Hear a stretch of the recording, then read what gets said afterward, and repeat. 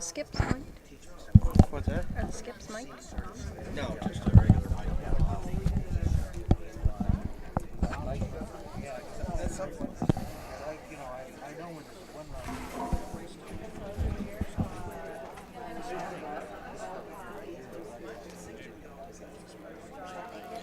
As you see, the teams are shaking hands, getting ready for play. This is draw number 1 of the 2018 Nova Scotia Deloitte Tankard here on Bell 5 TV 1.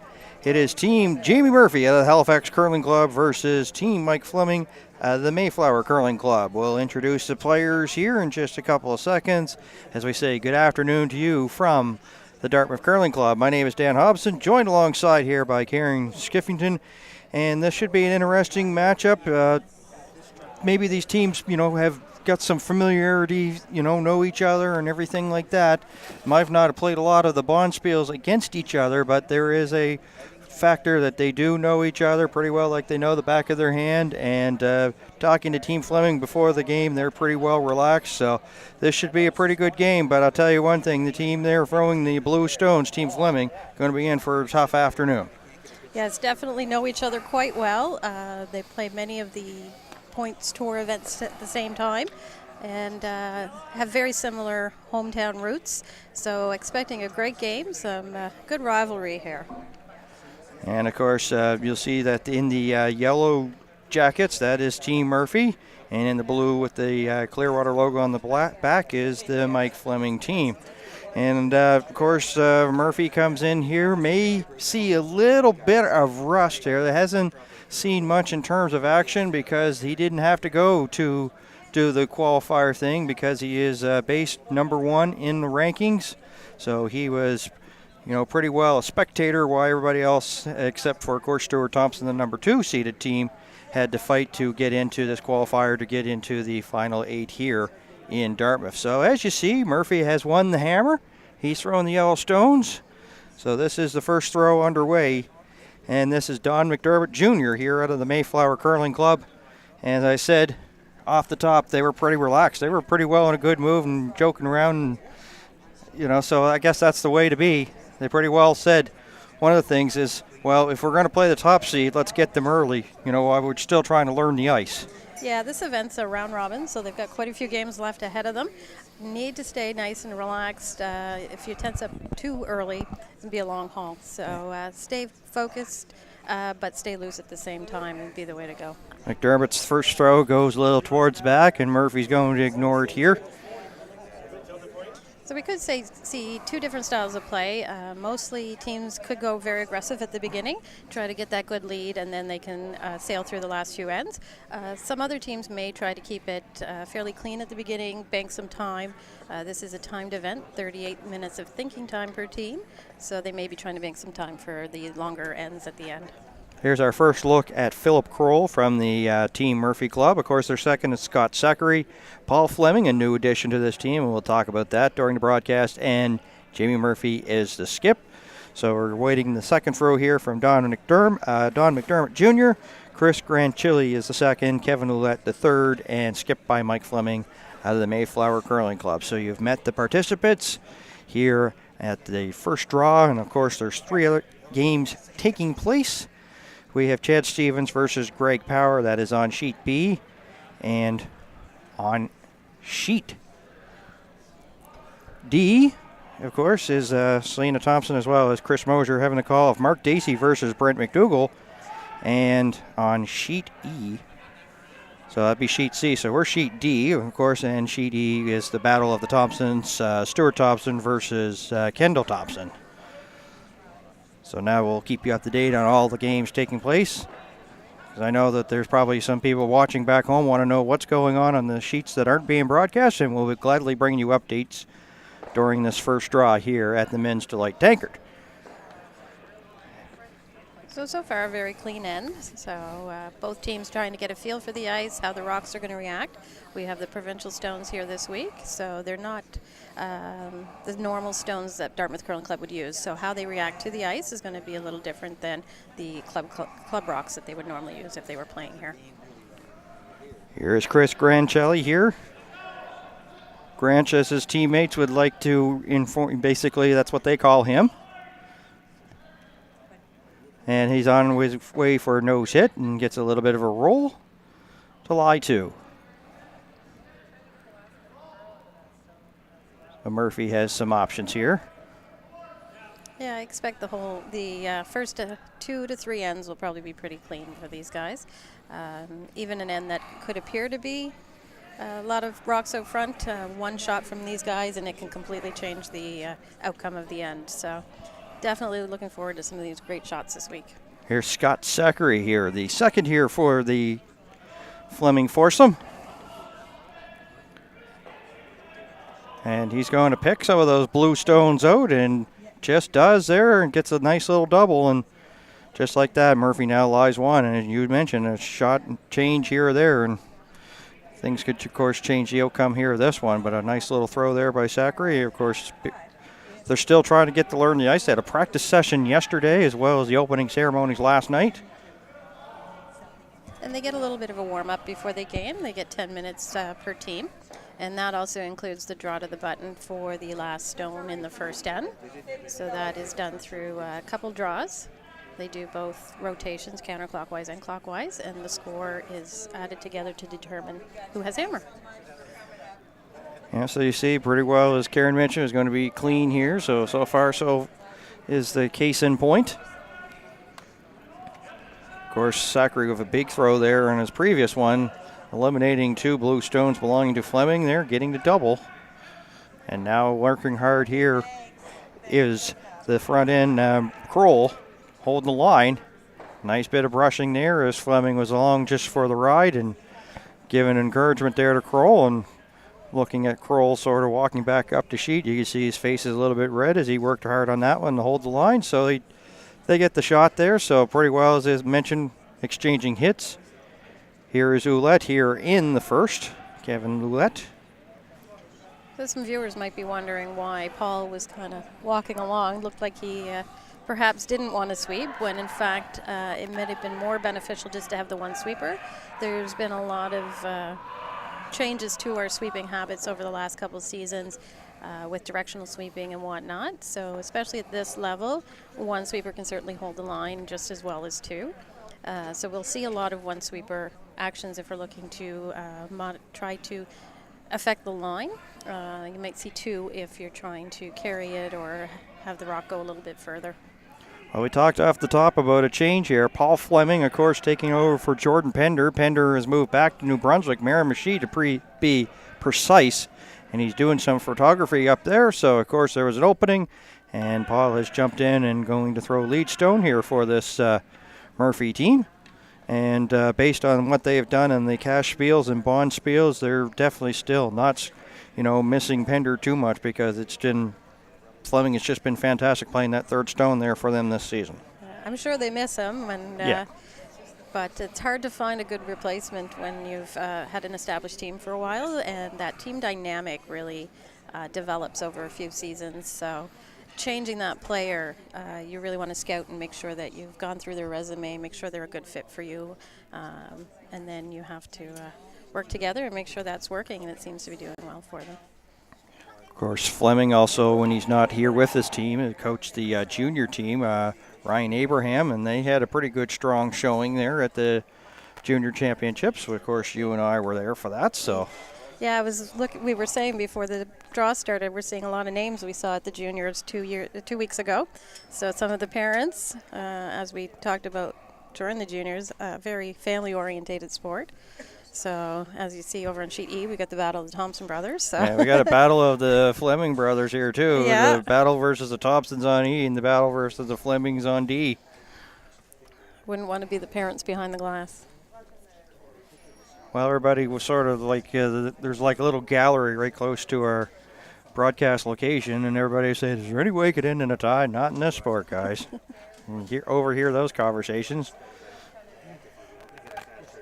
Trying to get this come around here to sit 2, as they can bump that blue one out. Even if they can move it a little bit and change the angles for their next shot, Yeah, that would work. It'll be first and second, or first and third, pardon me. Second one belonging to Flemming. As you said, a lot of these shots are like a setup shot, and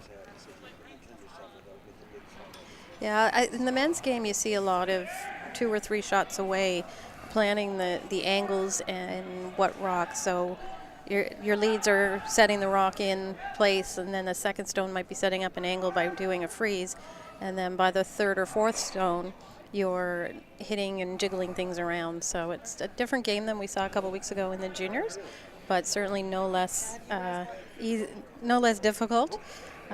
Still need to be bang on and execute every shot. So we're in the skip rocks here in end number 1, and Flemming, of course, is facing a first and a third shot belonging to Murphy. Grancelli McDermott here will be the front end, and well, you see a little slip there from, and he has a little bit of a chuckle there off camera. Guess somebody forgot to tell him to take his slider before he got off the ice here, or onto the ice. Everybody's okay, so Yeah. that's the good one. Well, I'm sure his ego may be a little bit bruised. Yeah. Did land pretty hard on the bottom area, so, but he seems to be okay, as you mentioned. Get that out of your system there in the first end. As you can see that the front end of Zachary and Kroll, like they're just off camera, but are sweeping there. I'm not sure if there was something that may have, fooled Flemming or something, but just on the safety, safety first sort of mentality. Yeah, anytime there's somebody's hand, knee, or any part like that would touch the ice, there's a potential that the pebble in that area could be melted a little bit. So they're always making sure that anything that happens like that, they clean the surface, make sure all the debris, any debris that might be there is removed, and double check the path to make sure they don't anticipate something later on happening. So you see that things have sort of changed there. We got a couple of stones, of course, belong to the respective teams here in the house here as we're into skip rocks. Here's Jamie Murphy's first of 2. Difficult by the camera angles to find out who's number 2. Blue looks like they're number 1 there on the tee line. Kroll, Zachary working hard here. That guard's coming up on them, but they're going to be okay as they go by it. A little nudge on this would be nice. Yeah, they'll bump the yellow. Just give it a nudge, as you mentioned. Yeah, I think that brings them in for number 2. I don't think they've gotten number 1 out of it yet.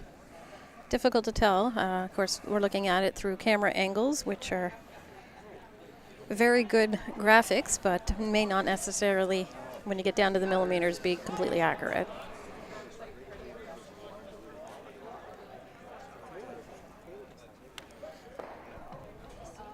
Making us make sure we bring our curling eyes early here in this one.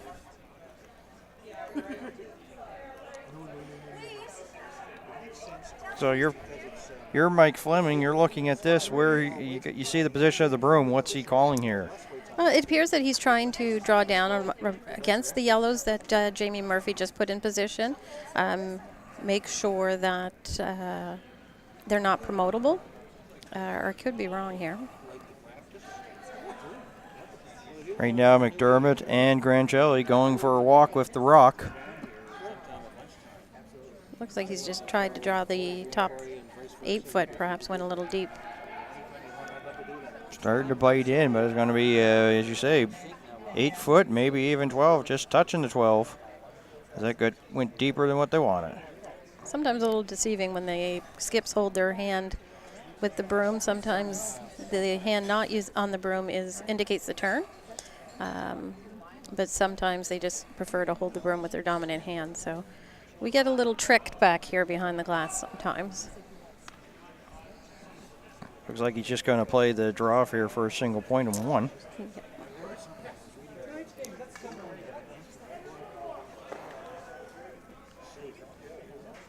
Seen a lot of blanks there in the first end of some of these championships that we've covered here in Bell 5 TV1. Not the case here for this one. Murphy facing one blue stone, but in a really hard position to get it out. And of course, there's also a couple of blue in the back as the final stone here for Jamie Murphy in 1. And once again, Kroll and Zachary working hard on this one as soon as it is released. But they're off now, so you know what that means. It's pretty close. Sometimes that off on, yes, no, kind of scenario means they're very close. So. Very nice draw into the button area here. Yeah, there he goes. Gets a single.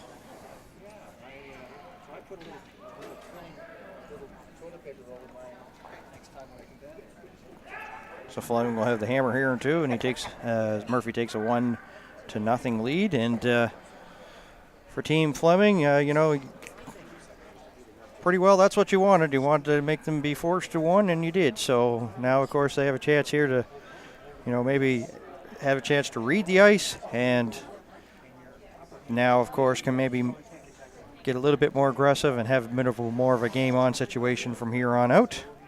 Yeah, definitely worked in the favor for Mike Flemming.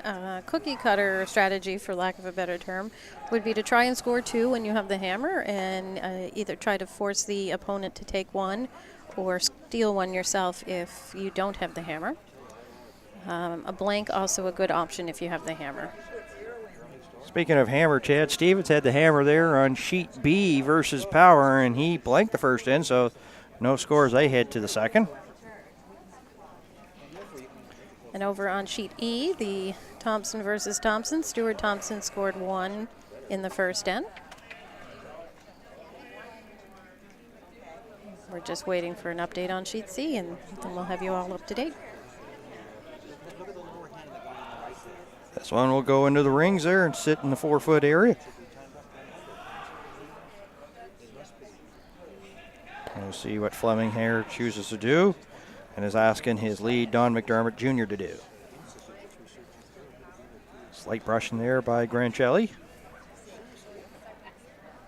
Seeing a very similar style to play as when Jamie Murphy had the hammer, ignoring the rock that's in the house to set up those corner guards. The rocks are getting about 3 feet of curl. Sometimes going to the wings makes those curling shots a little bit more difficult. So some of the teams are choosing maybe to use the whole sheet of the ice versus making all the plays inside the 4-foot.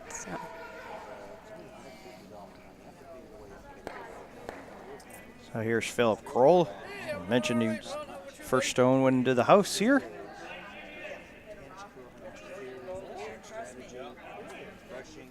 I can see Flemming there with his finger up in the air, having some communication here with Murphy. Maybe they want this to sit. Yeah, they definitely called the guard, so we'd like to see it around top 12. They just slide in a little bit. They lie to momentarily. So potential for a double here.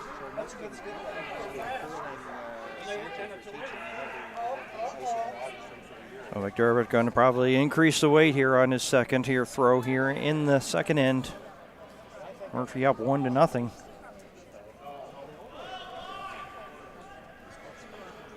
Out there all by itself. And he'll get a piece of those 2 yellow stones, and they will roll towards the back. And very important there, he didn't throw like a whole bunch of weight on it, so sometimes we've seen like the teams in the past, of course, in the juniors that we covered a couple weeks ago, when they decide to go with the up weight, all of a sudden, you know, miss and come up with nothing. So decided to basically rely on the sweepers, and they did, to get the double out. Yeah, very similar to during the juniors 2 weeks ago. The striking bands are very lively. So what that means is when the rocks actually impact each other, they will move very well within the rings. So you don't have to hit a very big piece of the rock or hit it very hard, and it will actually go out of the rings. So you don't need to have the big weight that we've seen in the past to get a couple stones moving. Of course, free guard zone not in effect right now, as the first 4 rocks of the end have been played. So Grancelli's been asked to remove that guard just up there belonging to Team Murphy.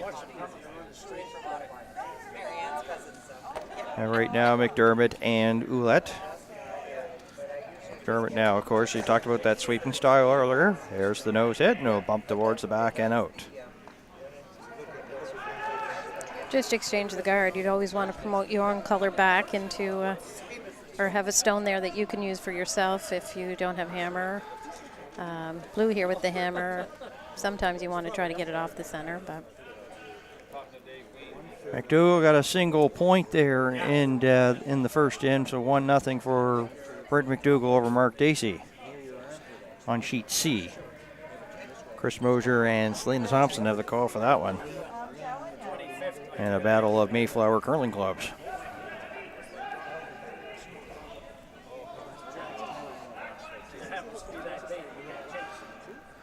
Now trying to draw around the blue here. Yeah, try to come through. There's a port. It's wide open, easily accessible. Trying to come around it.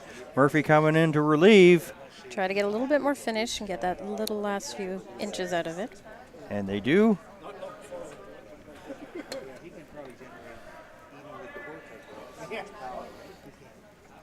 But as you can see, there's a good portion of the rock that they can see, so they can make a play on it here as they Flemming force them. Nice to see a great crowd out here to watch. Yeah, of course. So right now the ice level, they're looking for some people to fill those seats in, so you can come by. Make sure you bring a blanket and some mittens and hats. Yeah. Grancelli was unable to get by the guard and actually will raise one of the blue, but nice sweeping there by Murphy, gets it out of the rings. They've opened up that center line. That's probably a plan B, but yeah, they've opened up the center, and they've also put a stone into the rings, so not a bad result. Not the called shot for sure, but certainly not a bad result overall.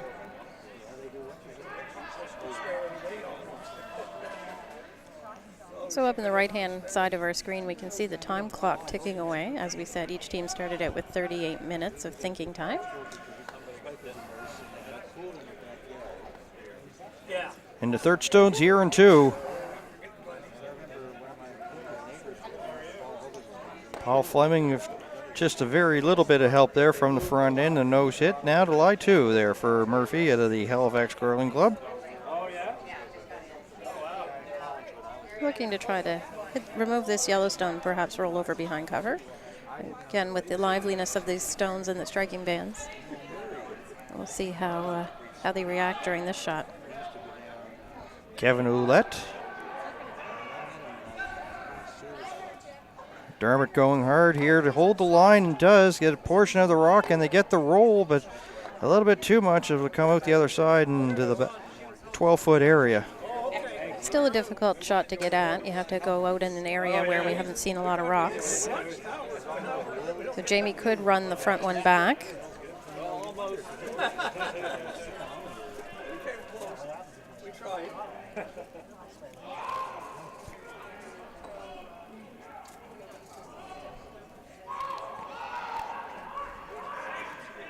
Don't often see that sort of throwing style anymore, but you saw it there out of Paul Flemming, picking up the old rock. Backswing was on his way out when I was on my way into curling. So he does get hit both stones with more of a nose hit and basically exchanges the blue ones there. Yeah, he did roll over in front of the top 12, so that's not a bad result. That covers up that control zone or the front of the house area, making it a little more difficult for the Mike Flemming team to get a stone in there on the button.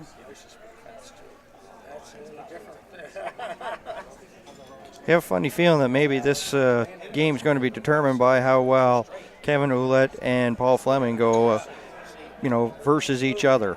Yeah, the third stones, which is rocks numbers 5 and 6, are very key in setting up for the skipper.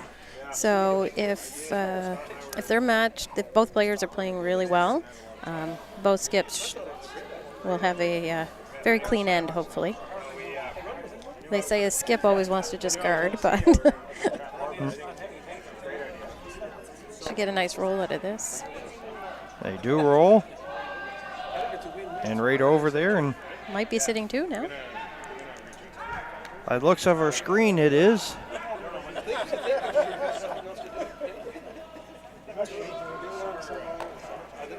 Well, they're lying 2 with hammer here and 2 is the the Flemming team out of the Mayflower Curling Club. It's a little bit of discussion on if we want to draw in or if we want to hit. And then once we decide which shot we're going to, are we nosing the rock or are we going to roll a little bit? So Appears they're going to hit. You mentioned a few seconds ago that, you know, that rock not the easiest because that's a little bit of a different path than probably some of the curlers are accustomed to, right on the outside of the wings. Yeah, it is out there, and of course Jamie Murphy throwing from the right-handed position. That's on the opposite side of the sheet, so the line to target is a little difficult. Although these players practice and work on these areas so that there's not very many weaknesses. So, when back in my days when I was throwing, it was one of my favorite shots. Was the edge of the 12-foot. So. Didn't get much of a roll, but they did Enough to get number 1. Yeah. And now we wonder what's going on at the top there, if blue or yellow is number 2. Based on the way Flemming is thinking, he's probably thinking that it's 2.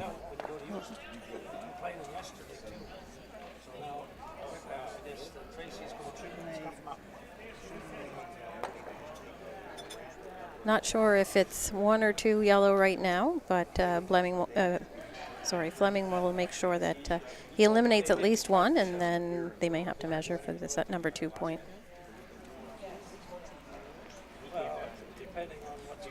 In other words, they're going to burn that bridge when they get here.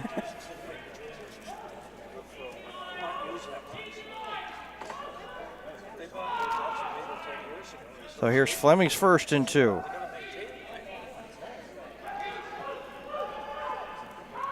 can see Don indicating the different types of weight coming out. Indicated it might be a little bit hot. They'll remove it and get a roll. And now, of course, they're definitely the shot rock, so Murphy will have to make a play on that one.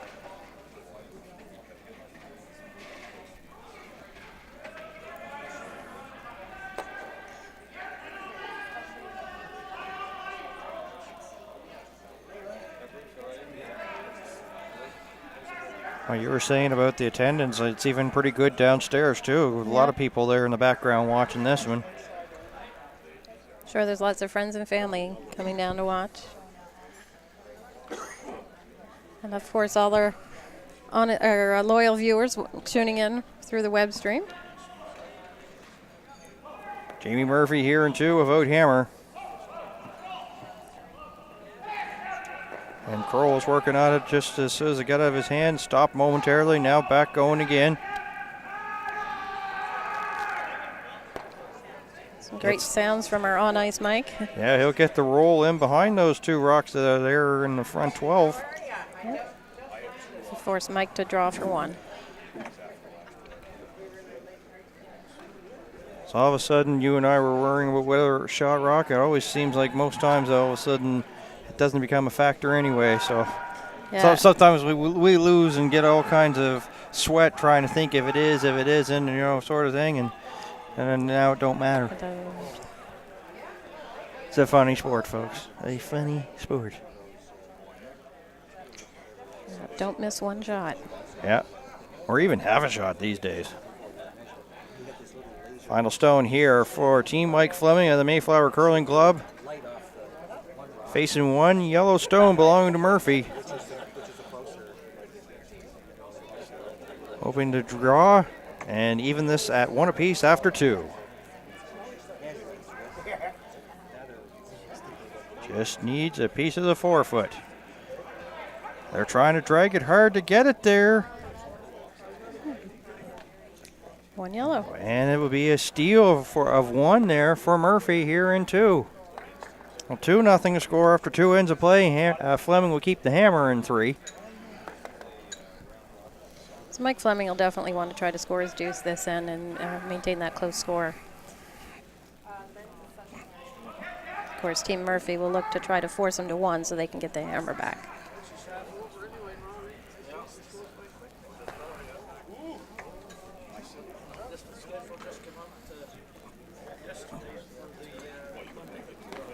Just taking a little look around at the other sheets and nothing new to report yet. So pretty well the last scores that I gave you is what we see, but I imagine they're probably going to make changes because I see that one team, of course, has just come to an end in the Thompson versus Thompson on E. So Yeah, we're just down to skips, rocks, and a few of the ends, so we should have some scores very soon. yeah.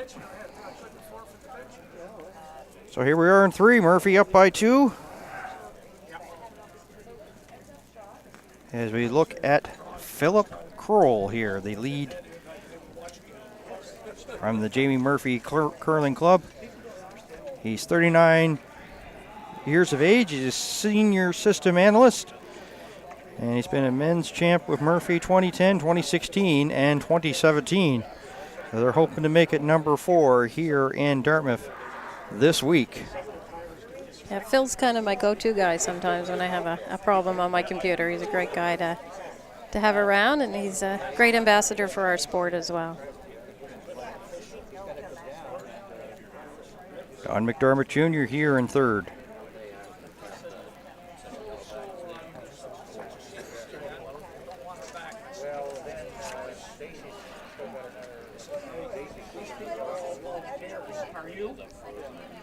Just putting up our guards with very similar pattern every end. That will go a little more towards the side. We're seeing very similar setups from both teams. And you do that probably for a few ends until we get comfortable. Things will look very similar from end to end, and until someone doesn't quite get 100% on their shot, and that might change the direction of the end for one team or another. Kroll, as you also see, is a little bit of a southpaw, so a little bit, he's definitely a southpaw. Trying to guard that yellow one there that's belonging to Murphy in the house. And we'll come to a rest right on the center line.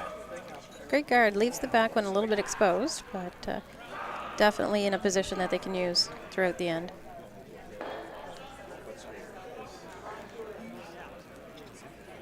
So Flemming's got his thinking hat on here in the 3rd in.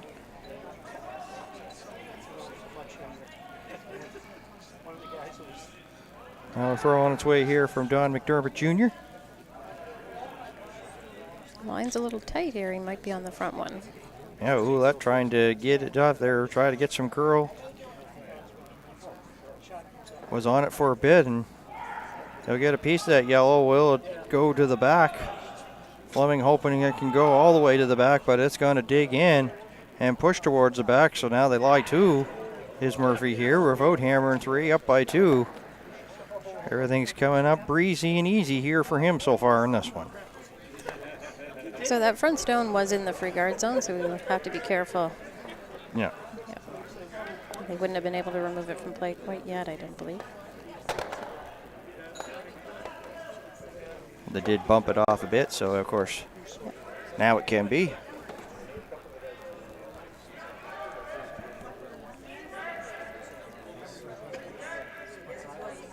Having a little slight discussion.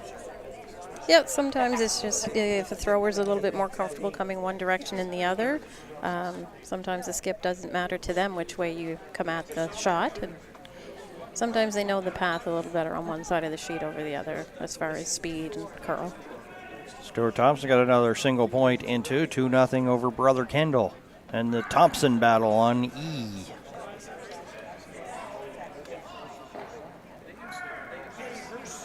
Pretty well replacing that last one there that was in front of the house belonging to Murphy. Started to dig in. And now, of course, they're just lined up there, so it really prevented the run back there for Flemming there. Yeah, they definitely prevented the easy run back. Mike Flemming's team will still try to clear a few here. If we get the angles just right, you might see a few rocks out of play here after this shot.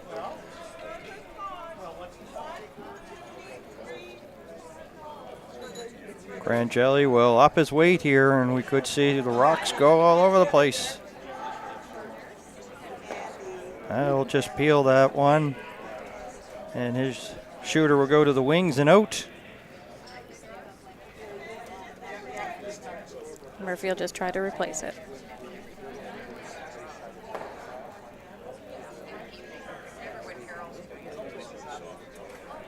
Here's Scott Zachary, age 32. He's an estimator for Lindsay Construction. Got married, is going to get married in the July of 2018. Has opened 2 new stores, and of course, 2002 Nova Scotia Junior Champion for his brother Kevin. And a 2-time Nova Scotia champ with Murphy, 16 and 17.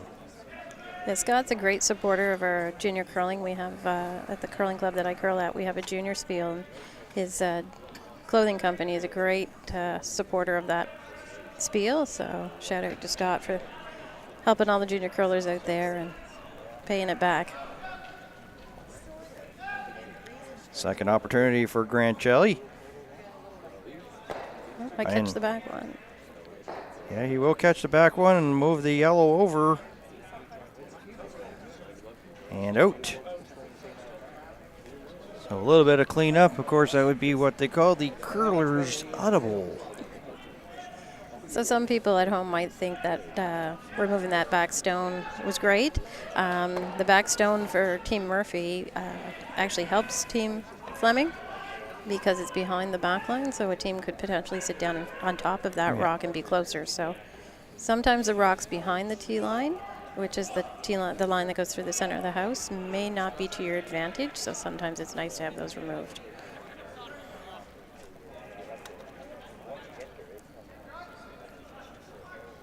Here's Paul Flemming, and he is eligible to play seniors next year, 49 years of age. That's funny. He's asked about how many years of curled. Lots is the answer. Business owner for 21 years of Harbor Fish and Fries. Great place to go have a snack in the summertime. And whereabouts is that? Like it's on the Eastern Shore, so. Eastern Shore. Yeah. My parents always take my daughter down for a trip every now and then, so when they come to visit us from New Brunswick. A little bit of geography lesson here, folks.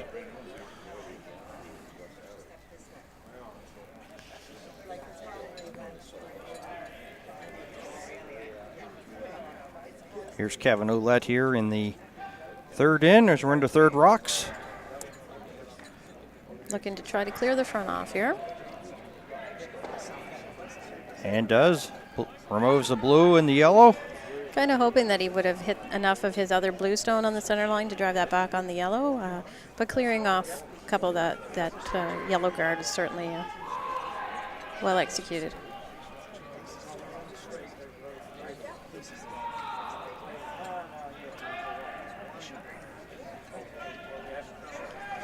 So just trading a lot of stones here in the third end. Well, the thing is, after forcing Murphy to a single point in one and then that steal in two, really Flemming doesn't really want to give up another steal here and be down 3. Got to be really big hill to climb. Yeah, I would think you'd want to try and get a score here. Now, there is quite a few ends left. This is a 10-end game, so there's lots of time to build that up.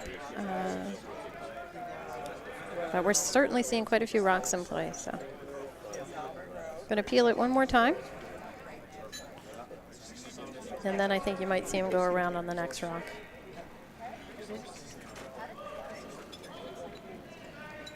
Ouellette with his peel pants on here in third.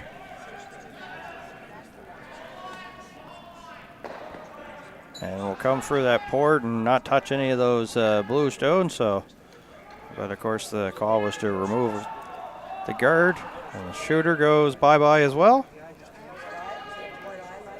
So right back to where we were a couple of stones ago. I feel like we're just hitting repeat every 2 rocks. Well, that's when it's up to us to come up with a creative way.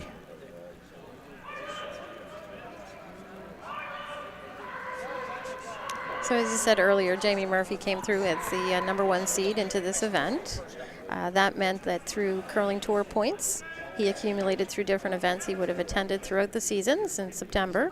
He would have accumulated enough points to qualify him directly through 2 provincials without having to go through a qualifier. Stewart Thompson, the other team that qualified the same way.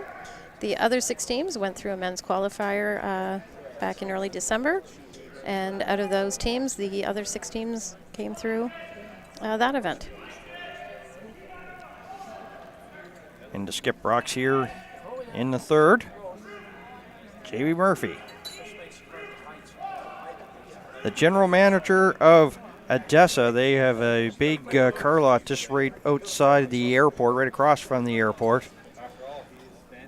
Very nice draw here. If you didn't have anything to do, I mean, I'm talking about anything, just go out there and count how many vehicles there are. I don't know if I have enough fingers and toes. It is a huge, huge area.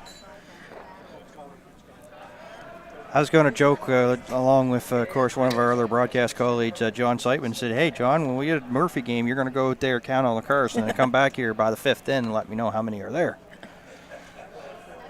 Yeah. I think that would be almost like a 9 or 10 hour job, so definitely not easy to be a general manager of that organization.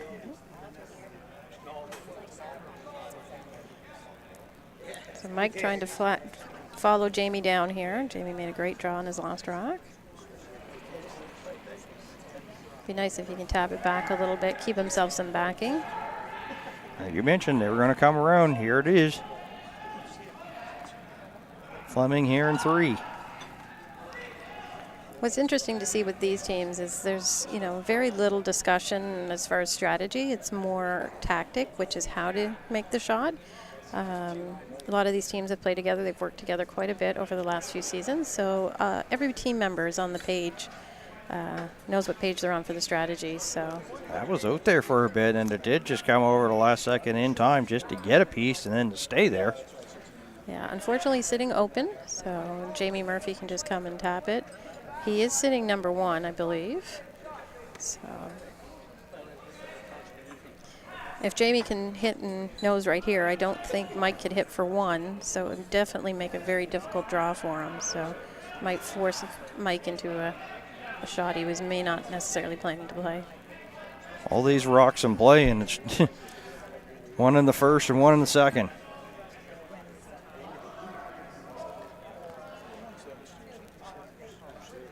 And the old curling adage is the more rocks in play, the better it is offensively.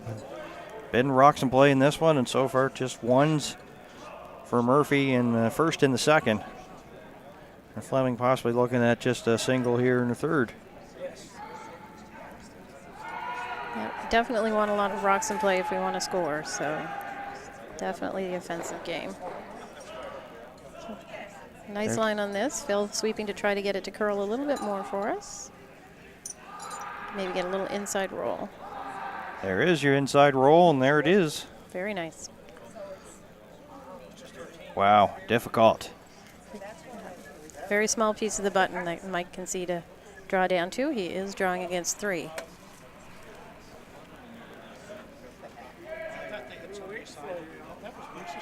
Here in the third end, already a pressure shot here for Mike Flemming. There he is. That's what he's facing. 3 yellow stones belonging to Murphy. Pretty well has to piece of the button or even the button itself. Got to get on our Scotties' hearts.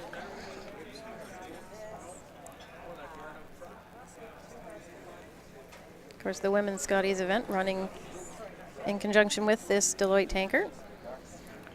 Final stone here for Mike Flemming here in the third.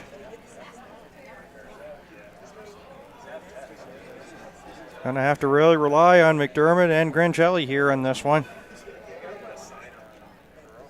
Definitely want to make sure that the sweepers become a part of this shot. It's such a small area to draw to. You really want to make sure the sweepers are involved in this. And mine was great, just a few feet too heavy. Another steal once again, this time a 2 spot. 4-0. You mentioned about of course, the bond spiels and cash spiels, of course, that got Murphy, that number 1 ranking here in Nova Scotia. He's 28th overall in Canada, and he's had a couple of good results here. First place at the Jim Sullivan Curling Classic, third place at the Stu Sells Toronto Tankard.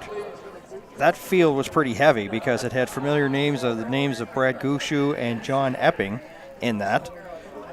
Gushu won the event, and of course, tied for third at the Dave Jones Cash Spiel. So the higher up, of course, you get more points, and it helps you get that bye here in the championship. So We also saw Team Murphy travel over to Prince Edward Island for the Road to the Roar, participated in part of the Olympic trials, so certainly a great learning experience for them at that level.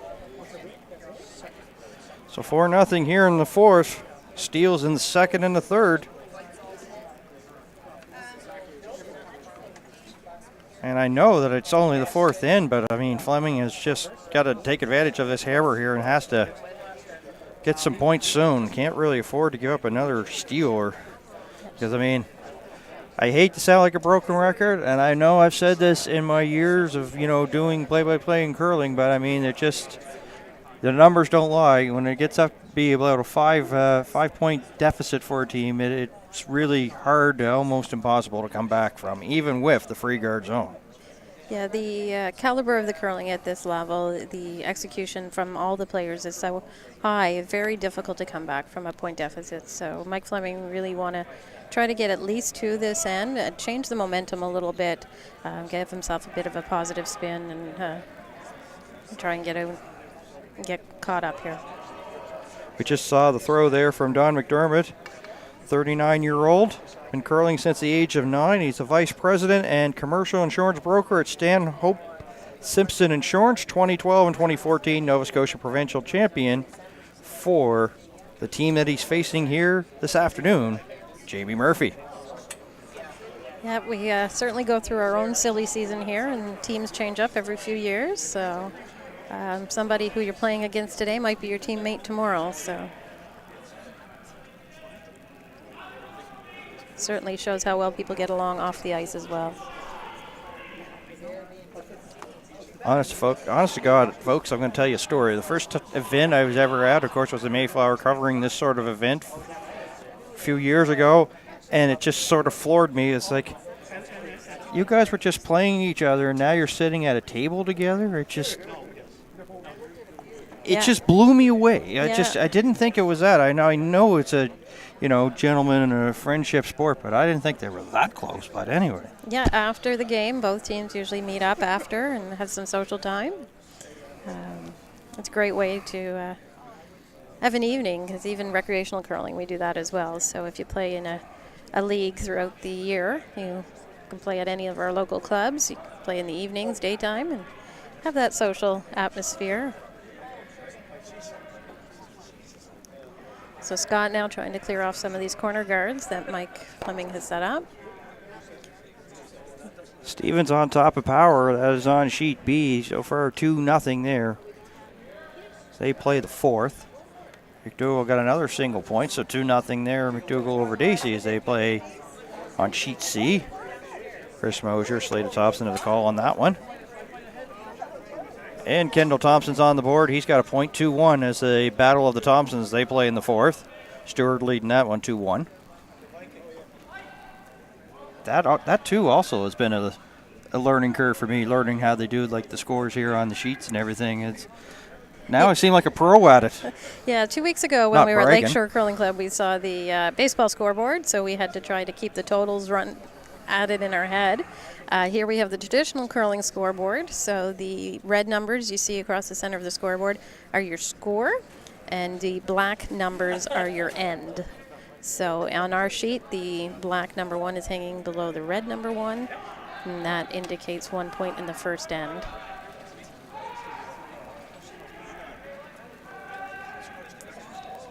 So for a curler, it's really quick to look at when you come in halfway through the game. You know who's had hammer, how many ends they're in, who's ahead. It's a really quick way to look at it. But for a novice, it takes a few games to get used to how to read the scoreboards. So enjoy watching the juniors, the parents trying to figure out the scores. There's always a scoreboard lesson behind the glass when you're watching the kids curl. Yeah, it took a little bit of adjustment here for me to learn how to do it, and now it's, pretty easy peasy. I can get it, so. So Jamie Murphy continues to pile some stones into the 4-foot here, and Mike Flemming looking to just move them around a little bit. I think you want to come in here with Well, they knew they were going to be in a battle, and it has been behind the 8 ball in this one since the opening end. Grancelli with the big weight. Looking to clear a few rocks. He'll spill a couple of yellows. Blue will go as well.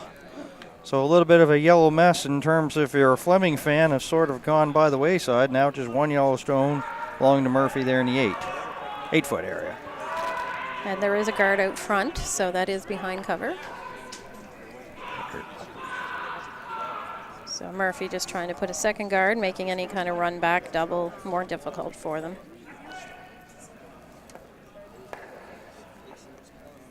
Of course, previous throw there by Chris Grancelli, account manager for Eustis Insurance Group. 45 years of age, been curling since the age of 10.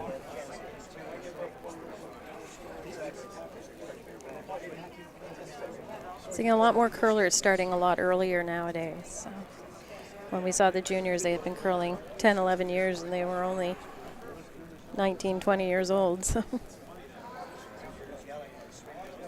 Nice little picture there of Kevin Ouellette, 48 years of age, curling for 35 years as a chef for PSP Food Services at CFB Halifax. So, but I am not going to ask him to whip us something up after the end of this one. I just don't think that's just really appropriate or right.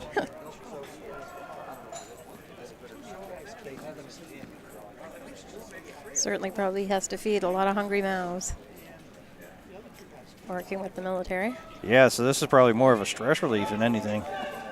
I think anytime you get to throw rocks at houses is a stress relief. Yep, here we go. Boom, boom.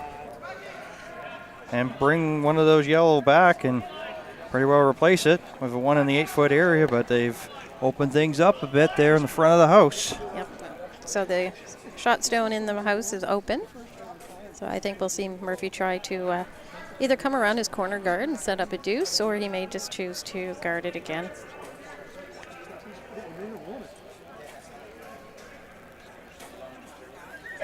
Little discussion between him and Paul throwing the rock.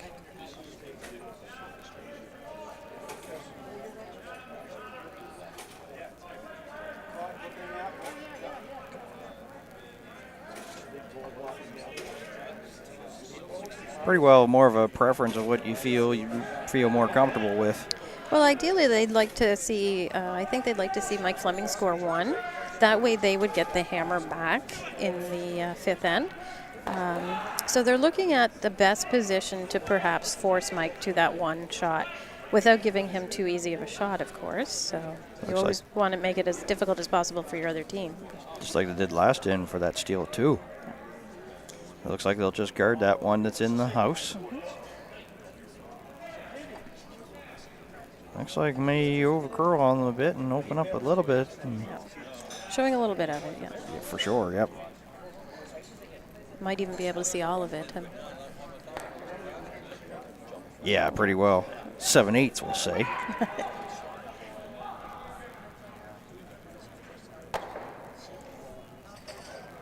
Definitely there. And, of course, chance here for that maybe. Is there a possibility of a roll in behind one of those 2 yellow belonging to Murphy, you think? He would have to throw a down weight. You'd be looking at like backline to hack to do that. With a backline weight, I don't know if you'd get the Yellowstone completely out of the house and get the roll. The stones are lively, so you could definitely get some movement off the stone. So we haven't seen the curl out of these stones this week so far that we were hoping for, but certainly a little bit more than we saw during the juniors. Grancelli, McDermott going for a walk with the rock here. Yeah, that one took off quite quickly on them, so. And now that raise it in, or might be, yep. Of course, our camera angle is directly above the button, so the closer we get to the edge of the 12th foot, the just, could be a little bit off.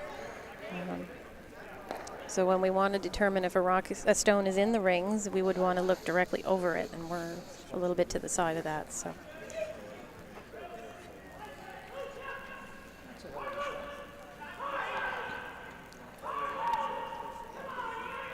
I believe the Team Flemming might think think maybe their blue stone might have caught something last end. They're doing some good cleanup job there in front of the hog line.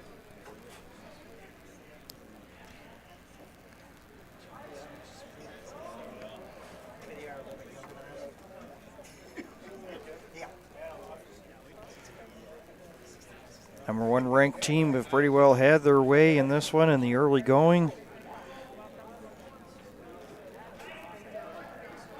And steals have been their best friend as we are into the skip rocks here at 4-0 Murphy over Flemming. In the Halifax Curling Club versus Mayflower Curling Club, Flemming from the Mayflower, and Halifax, Jamie Murphy.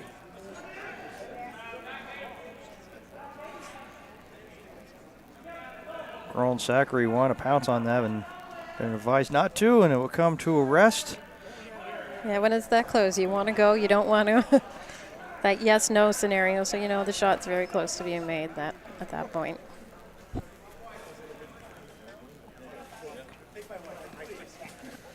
So forcing Mike out to the edge of the 8-foot. Try draw around some of the cover, even though they are the Murphy stones. So we take a look at just a brief one there of Mike Flemming.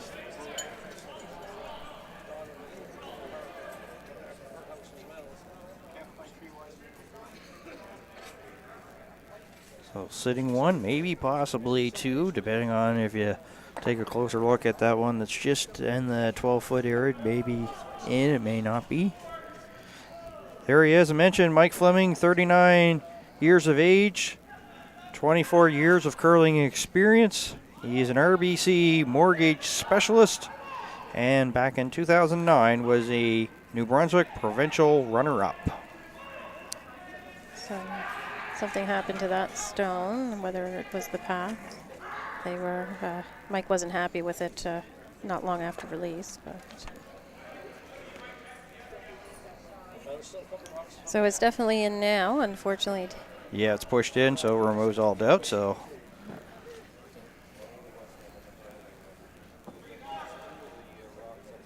So would you maybe possibly see that blue one that just came down, guard that blue one so that he can't really raise the blue one, and because the path is pretty small in terms of scoring right now? Definitely. The Yellowstones are blocking off quite a bit of that 4-foot zone. If you put a guard on that, you're going to send him out to probably the edge of the 12-foot to try and come in and get a bigger piece of the 8-foot than the Yellowstone currently has. So very difficult right now.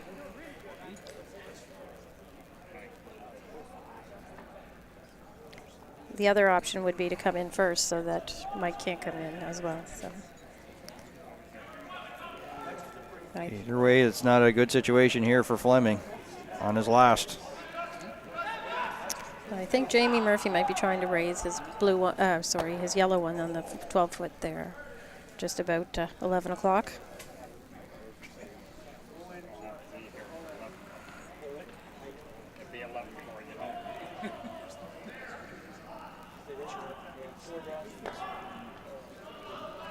Murphy, of course, with without hammer here in 4. But he hasn't really needed it because he's gotten steals in the 2nd and the 3rd after getting a single point in the 1st in. Yeah, some teams will sit down and you'll ask them, do you prefer to play with the hammer or without? And there are some teams that actually prefer to play without the hammer. They like to try to set up a steal every time, and they do that quite well. So the team that can do both, play with the hammer and without, will probably end up on the top. But got the beauty of a shot here as he pushes that yellow. Very nice shot. And he just about puts it right on the lid, so he lies 3 here, and Flemming has got to make a dandy of a shot here just to get a single here in 4. Yeah, I think he might be forced to play that centerline blue shot back into the yellows in some way. No. There is a Yellowstone just outside of it, so it makes it difficult to come from the other direction. You do have to come at it with the out turn.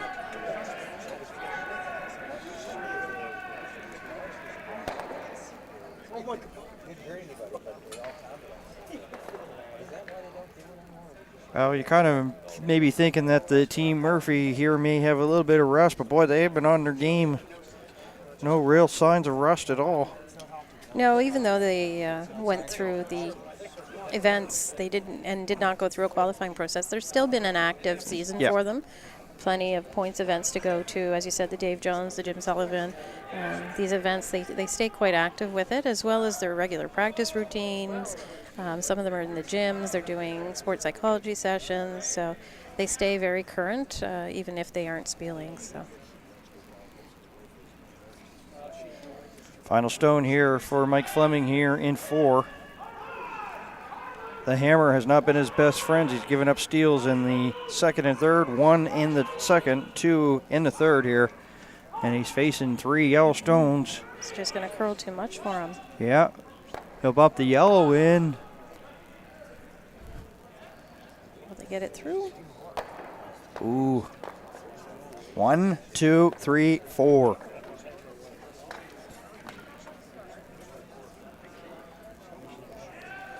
So Murphy's up by a touchdown, 7-0 after 4. I think we might be up to 8.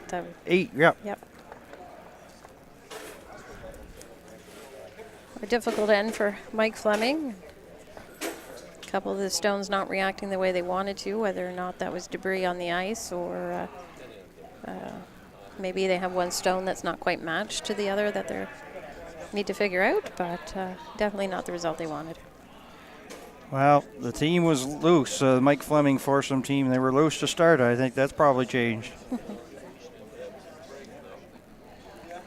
Fifth in break can't come quick enough. So once again, Flemming with the hammer here in 5 with the blue stones. Seeing a lot of cleaning on the ice, so I'm not sure if there's been a few picks. Some of the rocks certainly haven't tracked the way they planned, so there is a player delivering with the old brush brooms. Of course, they can't use those for sweeping, but they still can use them for sliding. So whether or not there's any debris coming from that, or it could be coming from grippers or handprints or something like that.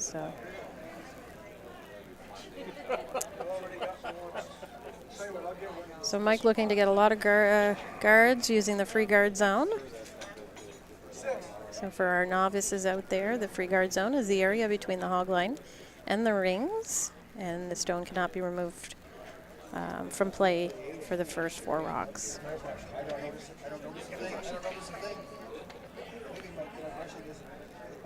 Now, of course, this is just the 5th end, and providing that we go all the way, it's really for Team Murphy. This is a difficult decision. The reason why I say that is you can't really defend like pretty well from here all the way on, but you know you're got an 8 spot already up on the board. You know, what does this do like in terms of planning and game plan?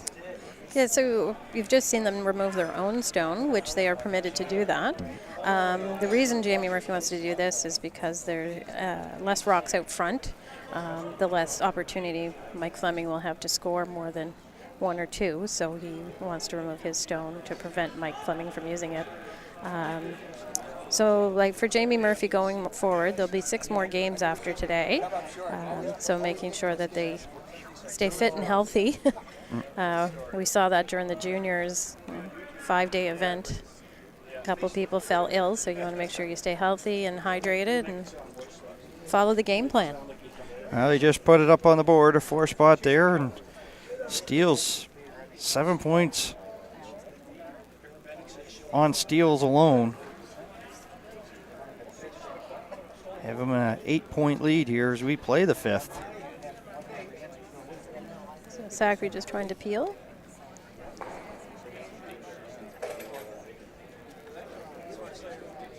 Pretty well the game plan on peel and keep it clean, yeah. So Team Murphy will want as little rocks in play as possible, and Mike Flemming will need as many rocks in play as possible. So should see a lot of draws out of this Flemming team.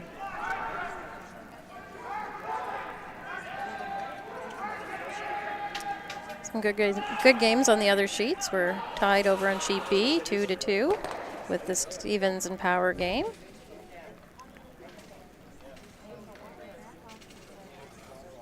And that game is after 4 ends. Yeah, Dacey's on the board there. He got a point in the third end, so 2-1 as they play the fourth. Brent McDougall and Mark Dacey in the battle of the Mayflower Curling Clubs. So McDougall ahead of that one by 1. So peeled off the blue, but rolled over to cozy up to the other blue guard. So I'm not sure that Mike might take advantage of that, but I think he's still going to try to get another guard up there.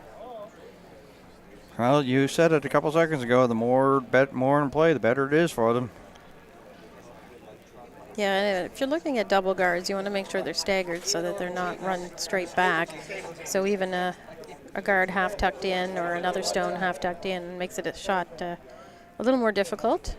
Changes the line a bit.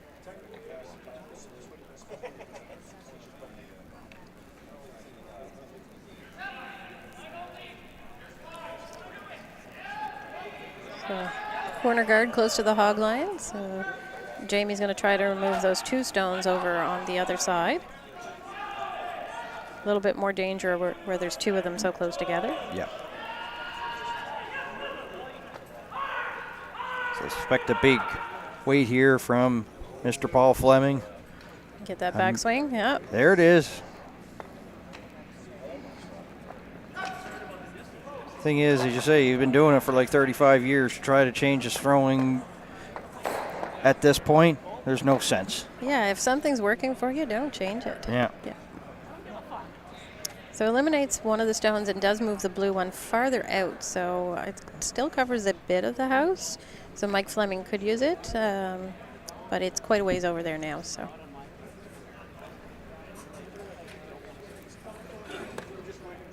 Mike Flemming now at nearing the end of Mate's rocks here, so he'll try to get a rock in play in the ring.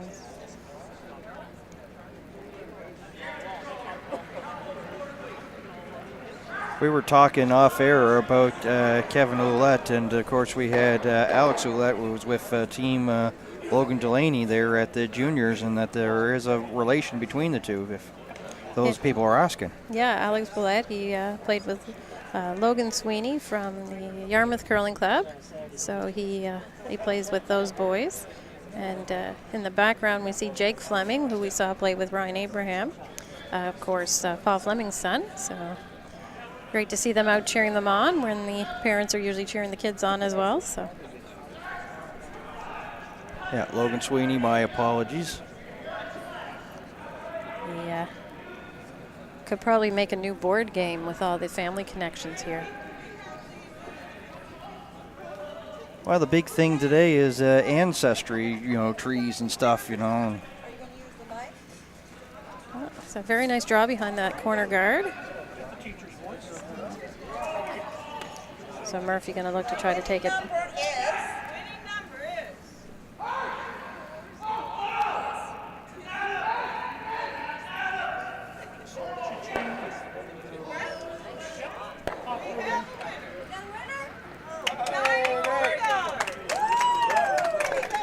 Karen clapping in the background, that's the 50-50 winner. So, of course, we're in the broadcast location, and we're pretty well in with the audience.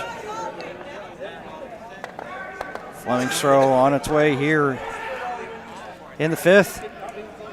Looking just to peel this blue and roll out. And it will do that.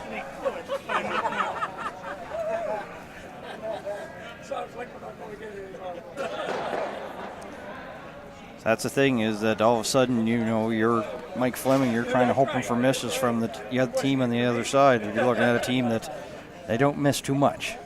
Yeah, you definitely want to try to make sure that these guards are put in a position that you can still get around them.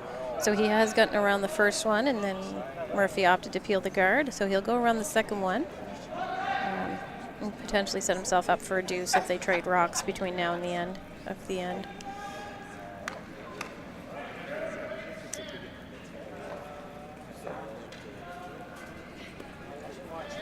Rancelli giving it the slightest of cleans here. As they come around, they're well by, of course, that long guard. Yeah, very long guard, so we can curl right around it. And they will. The sit 2, split the rings. Of course, with the long guard, there's probably room for Jamie Murphy to come down to it, but I think you'll see him either peel the guard or try to run it back. As we said, we don't really want a lot in play.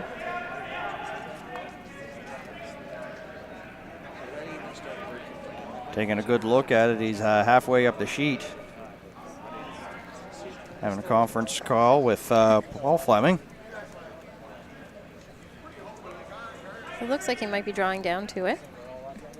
And if he draws down to it, corner frozen on the blue, it will outcount the other 2 blue stones, making it very difficult for Mike Flemming to try and score 2 if he is frozen.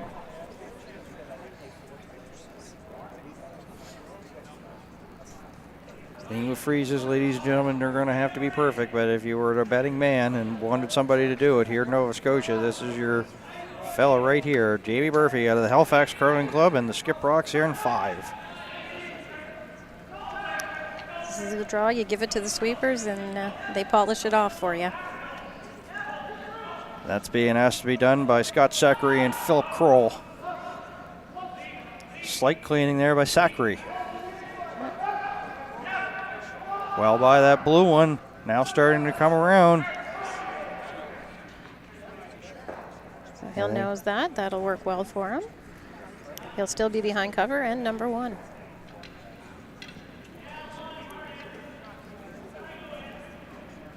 So Ouellette and Flemming here. Mike Flemming.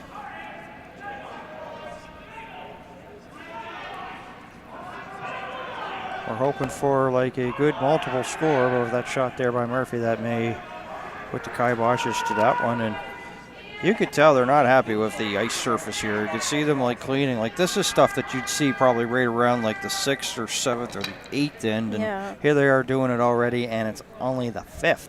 Yeah, and sometimes once it's in your mind that there's something, it's very hard to recover from that.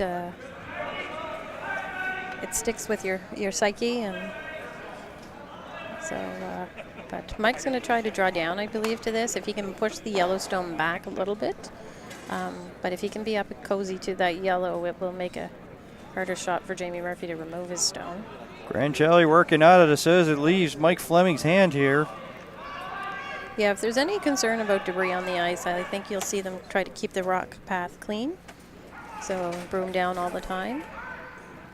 Very nice draw. Pinching in here. Very nice draw in. Will be enough to promote the stone out. So push it towards the back. Just sticks there. Yeah, so Flemming sitting number 2 and 3. Murphy sitting number 1.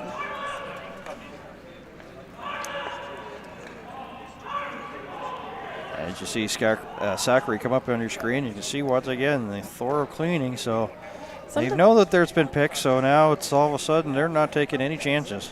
Yeah, sometimes it's a nervous habit too. So, but I think they're seeing some patches. But the other thing is when they're finished their slide, a lot of that happens where they finish their slide. Sometimes during the heat of the moment they don't realize they've put their hand down or they've dragged their knee across a certain area. So there could be a couple flat spots as well. Of course, those are hard to predict where they are. So just a hit here for Jamie to sit 2, maybe. Last rock for Jamie Murphy here in 5 without hammer. He may opt to try to roll out as well and just force Mike to draw. Nose hit. Okay, I'm not sure if he sits 2. No, he'll sit 1 and 3. So Mike will try to draw down to the number 1 yellow and move it that few inches perhaps and maybe get his deuce. So he just saw this path, so he just has to go a little bit wider. So it'll be a slightly different line, but it should react the same way. Flemming makes his way up ice here. On a long afternoon here at the Dartmouth Curling Club. I was hoping for a better result, and they were relaxed before this one started. A couple of steals in the 2nd and the 3rd, and a big one in the 4th, a 4 spot. Have them down here 8-0 here as we are getting close to that 5th in break. and they'll be some happy to see that fifth end break. Yeah, sometimes that fifth end break is a good opportunity to meet with either your fifth player or your coach or both, depending on the team makeup, and perhaps get a little bit of a momentum change. And final stone here for Mike Flemming here in end number 5. I'm going to try to out-count that Murphy stone, as my broadcast colleague mentioned. Very close. Yeah, the front end working hard. There he is, McDermott and Grincelli. Very nice. And they do. So they get their 2, and they're on the board. They're on the board and have a chance here to talk things over. 8-2 as we head to the fifth end break, and all of a sudden they have a chance to maybe put those 3 bad ends away and try to make a game of it. Not going to be an easy one, that's for sure, Karen. Yeah, they're certainly going to need a lot of rocks in play during the second half to try and steal and get some of those points back. And Murphy's going to be looking to keep it clean, especially now that he has the hammer, and just to maintain his lead. So. Well, folks, go take a break, and then when we come back from the break, we'll update you on the scores from the other sheets here at draw number 1 here and day number 1 of the 2018 Nova Scotia Deloitte Tankard here on Bell 5 TV 1.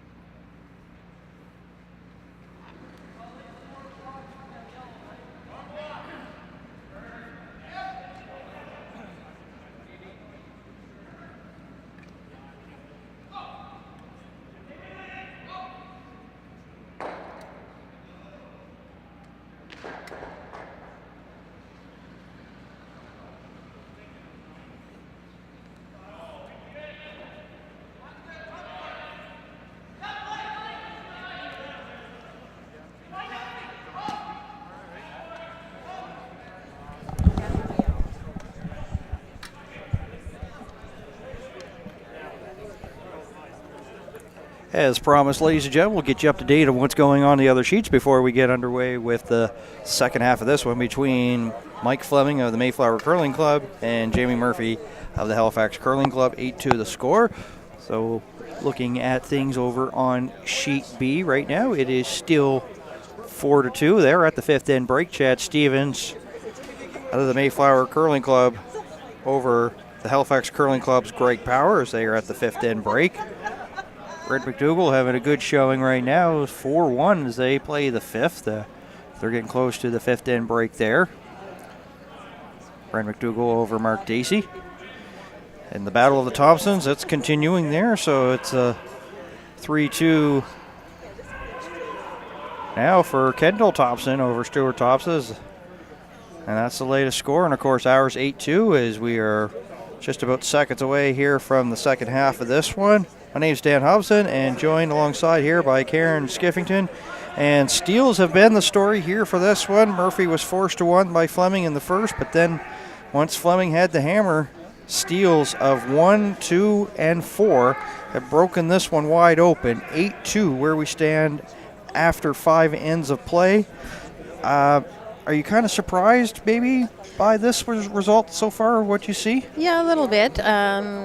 During the first half, the team Mike Flemming had a couple stones that didn't react the way they had anticipated, whether or not that was through debris or an unmatched stone. So they definitely didn't react the way they wanted to, thus giving Team Murphy an opportunity to take advantage of those. This caliber of play, certainly any slight inconsistency in your shot, whether it's a 75% outcome or an 85% outcome, the other team can certainly take advantage of that slight little not quite perfection out of it, and come back with perfect shots every time. So Mike Flemming, as we said before the break, looking to have a lot of stones in play this end to try and set up an opportunity to steal. Yeah, Murphy has a hammer here, throwing the yellow stones in the 6. Starting to see some of the tension from Team Mike Flemming starting to dissipate now that they've scored that 2, so hopefully we'll see them get back on track. Well, it's they're making a big hill to climb here, down by 6. And they're going to definitely give it a game here. Yep, still half of a game to go, so steal a few ends, perhaps put the pressure on Murphy. Of course, Murphy wants to try and keep everything clean. Well, just as soon as I said that Kendall Thompson was up, Stuart Thompson has really changed gears on that one. Getting a big 4 spot, so now he leads 6-3 as they go to the 5th end break over there in the Battle of Thompsons on sheet E. Stuart Thompson of the Dartmouth Curling Club and Kendall Thompson of the Mayflower Curling Club. And that's at the 5th end break. So clogging up the center line here is the Mike Flemming team of the Mayflower Curling Club. Yep, just trying to take advantage of that free guard zone and get some rocks in play. Team Murphy's going to ignore them and go to the wings now. Really put some pressure on Mike Flemming, play very aggressively here. Yeah, well, according to the World Tour, the Flemming team 5 wins and 10 losses, and the Murphy team 23 wins and 15 losses. So, and Murphy came in number 28th ranked in the men's standings, number 1 in Nova Scotia. A lot of games under their belts in the last few seasons. A lot of time away from family, a lot of time away traveling, and it helps them in terms of points, and it helps them get, pretty well, you may say, like a little bit of an easier access to try to, represent Nova Scotia at the, the Briar, so Yeah, in this case, so. Yeah, the more events you're in, like you said, when they went to the Stu Styles Toronto, they played in their event, Brad Grushu, John Epping, players like that. They're definitely players you're going to see at the Briar level, so you definitely want to be playing them, and then increase your experience level and increase your play. You're looking at a team that if you're playing 82% and you want to play 85, how do you, increase those 3%? Novice curler just wants to, stay on their feet, right? Out on that ice. Not a brush laid to this throw here by Chris Grancelli. all on its own, starting to dig in and come over now. I'm just looking to promote that back blue one. Got on the front blue one, so we'll try to roll it over. A plan B and see how it relates. Another turn in towards and just short of the rings. Murphy lies 2 here and 6 with the hammer. Team Murphy might, or not Team Murphy, sorry. Team Flemming might need that blue one to chip on later. Of course, he's in cleanup mode now. Scott Zachary, who's not afraid to throw the big weight, and here it comes. A rocket on its way. And you can hear the boom, boom, boom, and pushes the blue back. One of the blues to the side, and the yellow goes as well. Yeah, we've talked about how lively the striking bands are, and they certainly make a different sound. They make a real pop sound when they strike each other. So a little different than sometimes you hear in club play, but each set of stones is different, and some of them are different types of stones, so they're all going to react a little differently.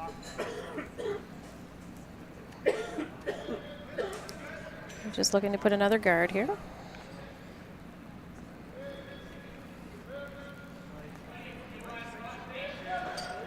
And now digging in McDermott and Ouellette here. Yeah, they might try to wrap it around here.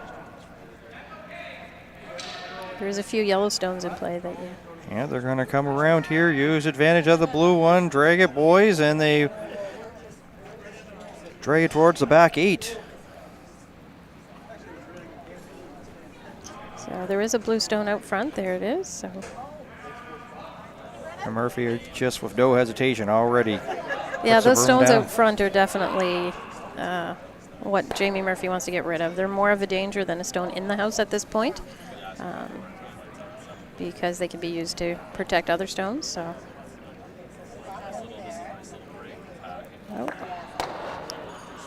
Oh, got lucky on that one. Well, that was definitely not how he drew it up for sure. Nope. I think you call that Plan Z. Not even a plan B, it's just a plain Z. Sometimes the curling gods work with you, and sometimes they don't. Well, you mentioned it. It's like when you're on a roll like this team has been, pretty well since the start of the season, all of a sudden you get those shots, but when you're Flemming, when you need those shots, they don't work out for you. It's just, sometimes curling gods are not nice some days. Yes. Tough for your morale as well if things like that keep happening to your team. So yeah. Well, now as we talked about, Scott Zachary, not afraid to throw the big weight. So he may be going to try to take something off here for the rest of that one after that. I'm sure Scott and Jamie are probably discussing what may have happened, whether he overthrew it a little bit in his speed to get the shot off. He might have overcompensated in one way or another. So a little bit. Go ahead. I was just going to say they're a little bit heavy there. Maybe they tried to freeze up, but they bump it more, so now it can be picked out. You can finish your point, sorry. And of course, if Jamie Murphy removes his own back Yellowstone in an attempt to remove the blue, that won't be a bad thing for him. Yeah. As we said, he doesn't want rocks in play, so anything behind the tee line, he definitely doesn't want around. So another backswing out of Paul here. Now, as a guy that coaches the Ryan Abraham foursome in junior curling, he probably, don't do as I do as I say sort of mentality. Make sure they tell him to keep the rock on the ground. I bet you that probably comes up in conversation. Yeah, I've asked him a few times, how do you enjoy coaching? He says it's hard to sit behind the glass. You watch the kids play, and you can help them. Of course, in junior curling, you only have 2 opportunities to help during the timeouts. But you hope that during practices and pre-game routines and briefings and stuff like that you try to impart as much knowledge as you can, and you hope they absorb it. So sometimes hard to watch from behind the glass.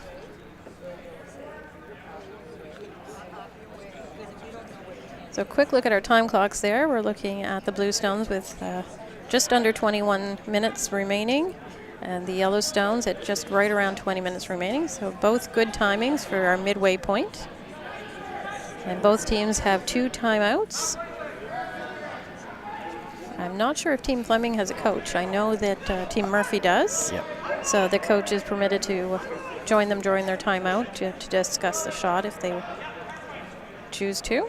It's double duty for Bruce Lonas because he's also coaching the Team McAvoy in the women's side of things. So he's coaching Team Murphy. So it's just a matter of switching hats and pretty well going to be living at the rink. So he's got some long days ahead of him.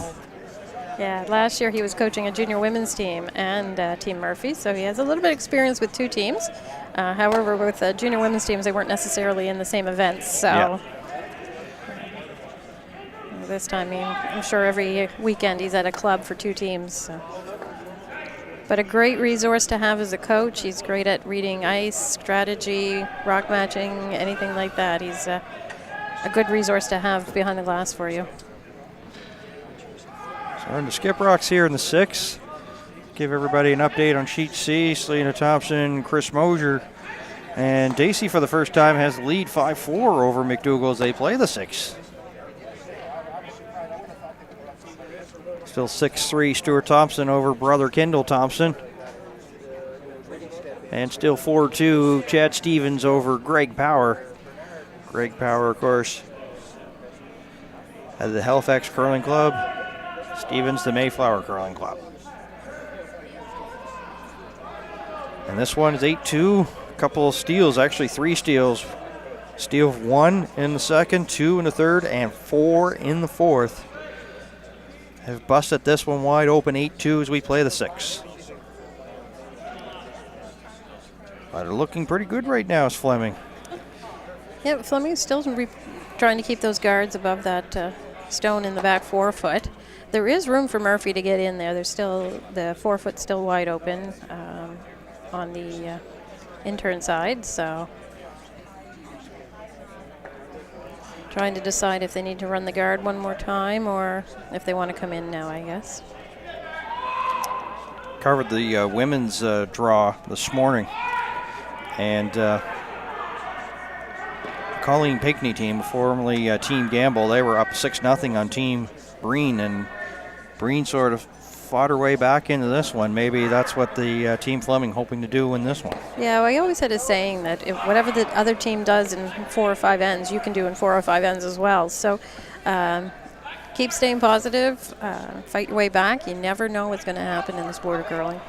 Well, it is the strangest game plan. Give up 6. Hey, guess what? Pressure's off. Here we go. And next thing you know, you're right there knocking on the doorstep. Yeah, some teams play better if they have to fight a little hungrier, come from behind type of teams. Some teams play really well when they're up. You noticed during the juniors, the Team Caitlin Jones, they would try to get a lead early and then defend the lead all the way through the game, which is very similar to what we're seeing here with Team Murphy. And some teams can play that very, very well. So. Yeah, you mentioned it. They were like almost like in the second half, like from the 6th in on, trying to really protect the lead throughout. You usually see that sort of play starting maybe around the 8th, 9th, and 10th, but not in the 6th. But once they got a lead, they were really tough. But, basically we can't really disagree with the formula. It worked very well for them running the table and going undefeated at those championships there in Lower Sackville. Yeah, that's why they're out there and we're in here, right? They certainly have put in the hours and the time and commitment to make a team work, and looking forward to some great curling on both the men's and women's event this week. Grancelli going hard. McDermott helping out here on this throw here by Flemming. Just trying to get something in play and coax it over a little bit to guard those blue stones. And we'll come to a rest, but they can probably see about 50% of that rock there. Yeah, and it is quite a long guard. It's a little bit better than halfway, so there is room for Murphy to get in here. So Murphy will look to try to tap that out to take 2.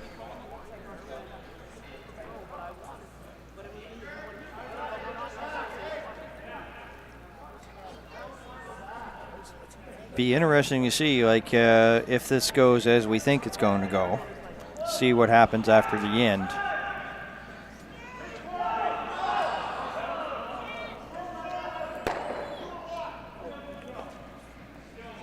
Gloves may come off. We may have handshakes, so we will pay attention to that.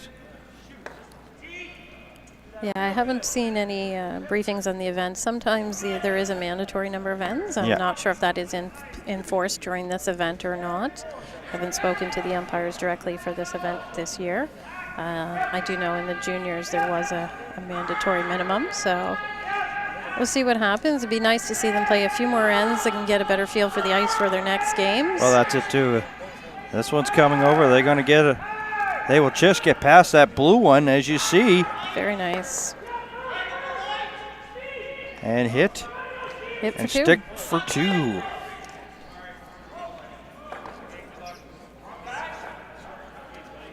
There it is. Handshakes.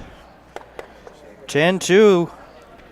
The final here after 6 ends of play here at the Dartmouth Curling Club, and it was pretty well done early. If it was a fight and you ended up paying, $24.99 or even higher for a pay-per-view, you probably would have not be happy to have 3 rounds and this one be done, but that was pretty well the case.